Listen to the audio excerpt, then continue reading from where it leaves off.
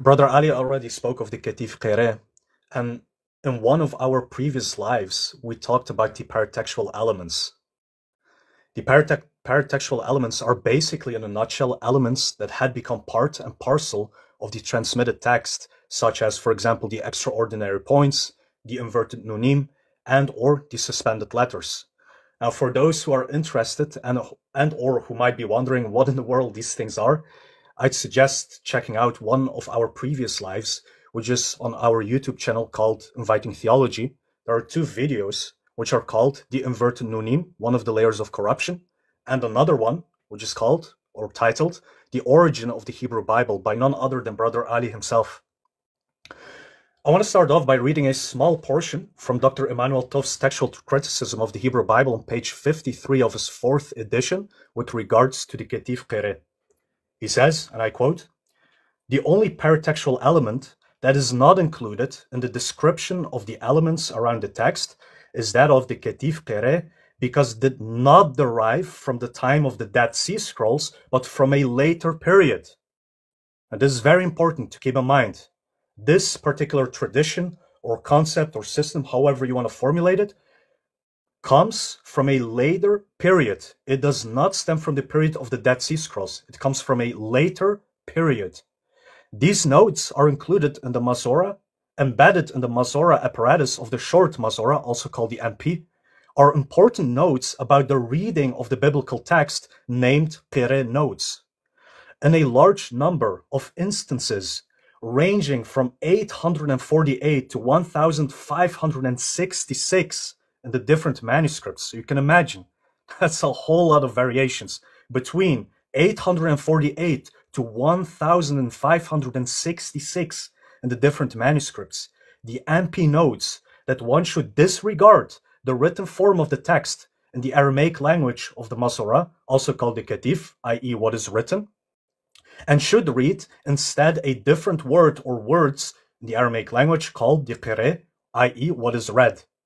The Katif readings, basically what is written, which ought to be disregarded in the reading, provide the written text of the Masoretic text, while the Qira'at, i.e. what is read, notes provide an additional ancient source of variance relating to the Masoretic text. End quote.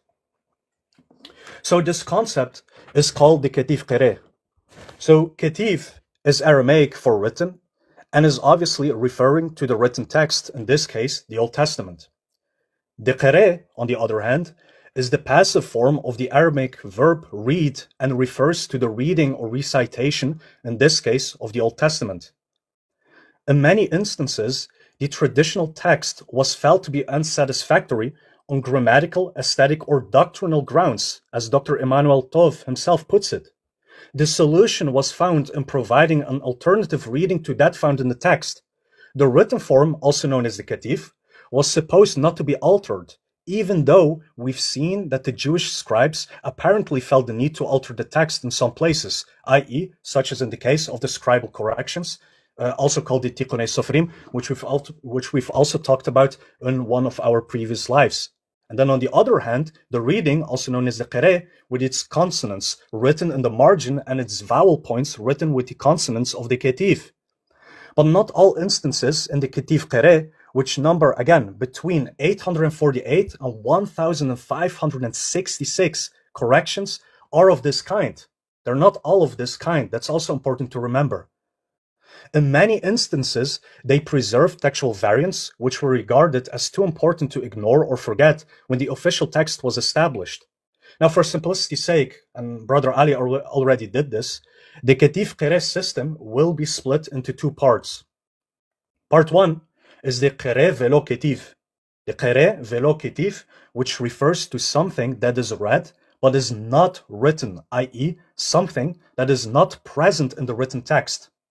And then part 2, the second part, is the Katif velo Qira'at. The Katif velo Qira'at, which refers to something that is written, i.e. something that is present in the written text, but is not read or recited.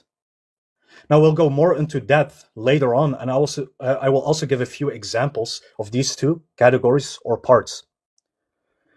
Now then, what is the origin exactly? And what was the purpose of the Katif Qira'at system, one might ask? Well, Dr. Emmanuel Tov gives a summary of the conclusion of a number of recognized scholars in the field of Masoretic studies. Then he goes on to conclude that most of the Ketif Qere interchanges should be understood as an ancient collection of variants. Indeed, as he puts it, for many categories of the Ketif Qere interchanges, similar differences are known between ancient witnesses. It would seem that the origin of the Ketif Qere system was developed during the Masoretic era and primarily to aid scribes in the transmission of the text, also to establish the accepted reading of the text in the synagogue setting, a reading tradition that incorporated widely accepted halakha, which is the Hebrew word for the Jewish law, which substituted euphemistic terms for what might be considered vulgar, for example, or degrading words when read in context of men and women, adults and children. Such substitutions included circumlocutions for the Tetragrammaton, for example. And lastly, but certainly not least, some of the Ketif Qere also arose out of variants known to exist in manuscripts, which were held in high regard, perhaps because of their physical location or because of their association with a revered teacher or leader. In the end, and these are the words of Dr. Emmanuel Tov, we cannot know for sure what factor played a major role in the development of the Ketif Qere system, but we do know that the system was well established in the Masoretic era, and that the primary manuscripts and codices upon which we now depend in regard to the established text of the Tanakh, also known as the Old Testament, contain the Ketif Qere, and that, therefore, we ought to pay attention to it as we engage in exegesis and teaching of the biblical text. So like I previously... Go ahead, Ahmed. So basically you're saying... No, go ahead.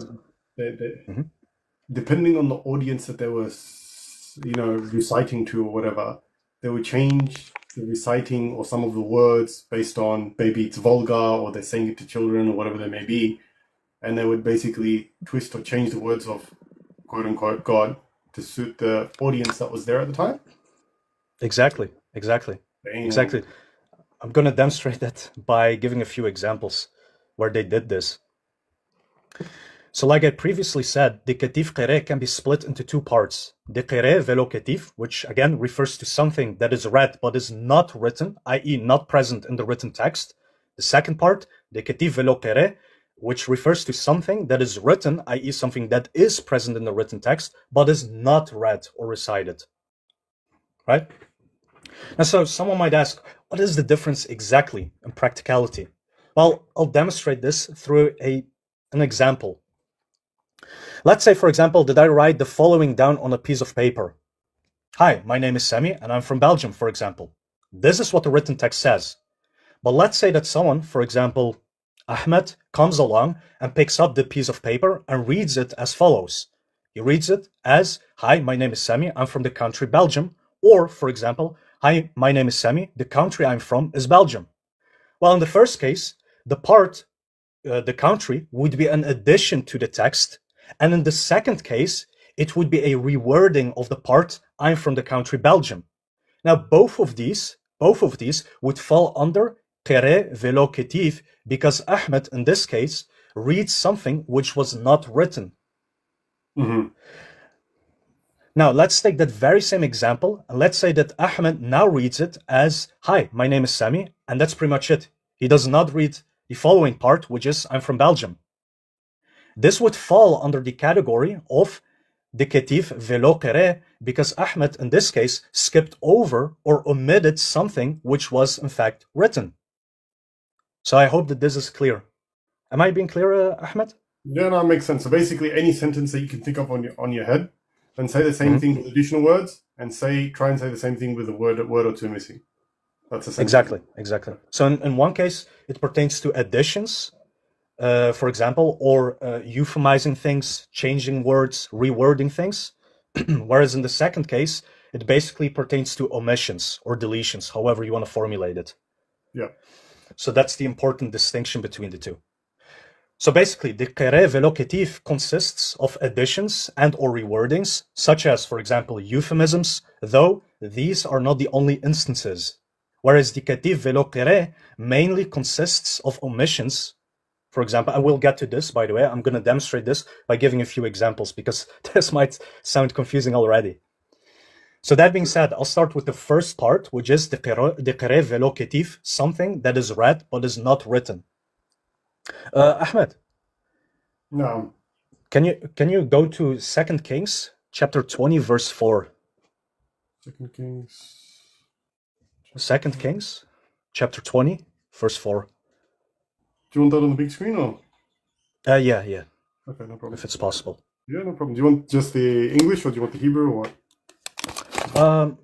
Now you can read the English. The English? Then we'll go to the Hebrew. No problem. So the English in 2 Kings chapter 20 verse 4 reads, "Before Isaiah had left the middle court, the word of the Lord came to him." Right. So it says middle court, right? Yes. Right. Now, if you can go to the interlinear.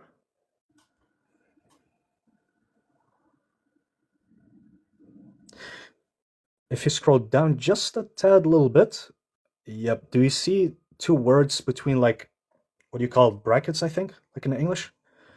Do you see the first word? Ha'ir and chatzer.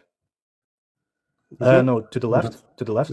Yeah, exactly. This one. And then if you go up. That one. Exactly, that word. Precisely. Yeah. Correct. So one says ha'ir, that's the one above, and the one below says chatzer. Now, rabbis, for example, if you go to the Talmud, if you read a portion that pertains to this specific verse, the rabbis have the following to say. Rabbi Yochanan said that both Rabbi Eli and Hananiah derived their opinion from the same verse. And then they refer to this specific verse, 2 Kings chapter 20, verse 4. They say in the biblical text, it is written, this city, Ha'ir, which is the word above, that's what is written in the text. But they read it as the middle courtyard, Chatzer, which is the word below. The word above is what is written in the text, but the word below is what is read. It's not in the text, but it is read as such. Wow.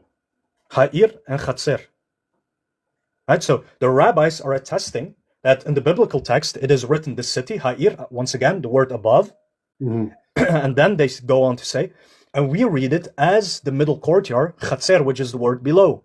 As there is a difference in this verse between the written word and how it is spoken. Interesting. So they actually got the whole location, which can change the context and meaning of things. Exactly. Now, interestingly, Ahmed, the Greek text, known as the Septuagint, also has court or courtyard in this particular verse, meaning that it goes with the reading of the rabbis, a later tradition. It does not go with the written text. Correct. So even the Septuagint attests... Allegedly 70 rabbis wrote down the Septuagint, right? So they must have just applied their readings. Correct. That's hilarious. It's too funny, bro. Correct. Go ahead. So it's especially interesting that the Septuagint also goes with the reading of the rabbis, a later tradition. Now, this is going to be relevant in a bit, so keep this in mind, that the Septuagint also goes with the reading, not what is written.